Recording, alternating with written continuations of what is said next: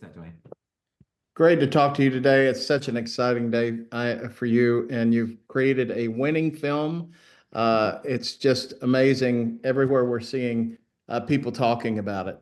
And I think one of the things when I would look through your interviews, I noticed your introduction to all this was through the song Somewhere Over the Rainbow. Uh, Yeah. that kind of unlocked this whole world for you. Can you talk a little bit about that? Well, my parents came over to America from China and Wizard of Oz, and that song was particularly a centerpiece to how we were brought up, and those lyrics, "Dreams that you dare to dream really do come true." I mean, they wanted that for us, and so that movie would play all the time, and those songs would be sung. So it's a particular dream, one that I got to actually pursue my dream of becoming a filmmaker, which at that time seemed crazy, but also to be able to make a movie of this scale and scope with Universal Studios, who I went to their parks and did those things, and then to actually do it through through Oz with Wicked is mind blowing, actually, to be honest. Yeah, what an accomplishment. I mean, I can't couldn't even begin to imagine when you started tackling that. The other thing I think that really stuck with me is that your newborn baby was born and you had to miss the premiere. And to Yeah. me, that kind of flies in the face of this stereotype of, the big Hollywood directors or, the whole machine of Hollywood that family comes second. So you want to maybe talk about that for just a second? Yeah, I come from a big family. I'm the youngest of five.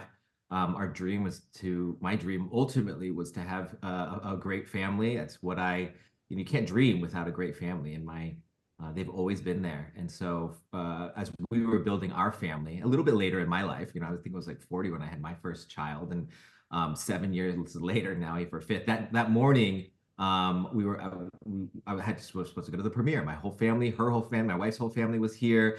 And we're supposed to go to everyone was dressed up, and 4 in the morning, my wife nudges me and it's like, my water broke.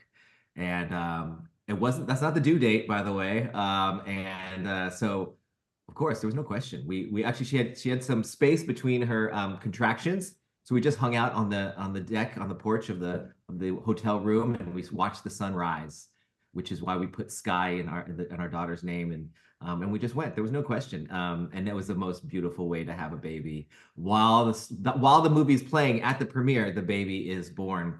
And actually, throughout the whole production, we were raising kids. We had a baby while we were shooting, actually. And so I took, days off of while shooting. And I guess that's part of, the message of the movies that I like to make is that it's about connection, it's about community. And yes, making movies is a very selfish job, of course. It's my vision and my thing and what we're trying to do. But if the heart isn't there, if what we're making doesn't mean anything to us, then what are we doing? And I think for the movies that I like to make is instill that in so much of the movie that you can't escape it. So people who go see the movie don't leave with pessimism, but leave with optimism. And that doesn't mean naivete, but a sense that there's light at the end of this.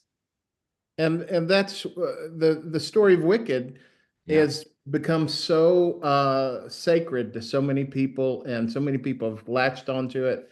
Why do you think that is? What do you think it offers? I noticed in one interview you mentioned as American fairy tale, Yeah. Wizard of Oz and Wicked also. So, what is it you think that appeals to them so much, and what do you think they'll walk away with?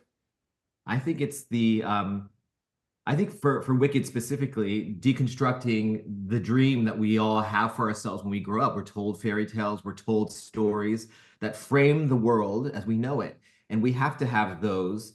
I had to have those to be able to dream that I could be a filmmaker one day. But there is a certain point when you get to LA and the reality hits you of how hard it really is, that you have choices whether to back down or to keep going and to still believe in the dream. And I think that's what Wicked sort of unpacks is we set the story of Oz and we slowly see the layers of how maybe false it may be. Is the yellow brick road really meant for you? And is there someone on the other side of the curtain who's supposed to make all your dreams come true? Or do you actually need to partake in this journey yourself? And those questions, I think, happen every generation, maybe multiple times in a generation, decide who we are. And I think there's not enough movies that declare who we want to be. And I think Elphaba, and in a weird way, Elphaba and Glinda represent both of those sides, because Elphaba has the courage to like say who she is and say, you know, no one's going to bring me down. And we hope for that for us to be that strong.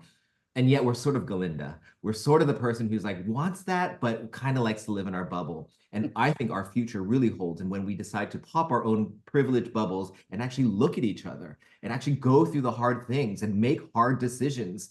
And so to me, that's what is in here that I think we all feel right now, makes it feel urgent. Yeah. Past couple of days, I mean, with all the Wicked stuff out and everybody, I was just telling somebody, I wish somebody had told her this movie was coming out. That's a joke because it's everywhere. But one of the things I've noticed past few days is this talk about the theaters banning singing along, and that really is a testament of the musical, right? Because it's touched Yeah. people so much that you actually have to say, listen, you need to quiet down and let other people experience it. What do you think about that? Yeah. I mean, I don't know if that's a hard rule, because I went to a screening late last night and all those people were singing. So, I think there's an etiquette. Who knows? You want to hear Ari and Cynthia sing this. They spend a lot of time, but at a certain point, yeah, let it rip. I love interactive movies where everyone's just having a great time. I think this is going to be one of those movies where, yeah, it'll be perennial. And people will continue to sing. They probably have. I hear there's a sing along on December 25th. That's the version that comes There is out. a sing along. I hope it becomes a perennial thing. I hope people go, because every day that we were making this movie, we felt empowered. Every day that someone would lay out their own journey of what it feels like to be different or what it feels like to be silenced into. But when you see these performances, and I think I include this movie and in even movie two, where it gets a little bit more complicated. And if this movie is about choices, how hard and courageous it takes to be choices. The second one is consequences, and consequences are even harder to stick to why would you fight for a home? They call this, there's no place like home. Why would you fight for a home if it doesn't want you there?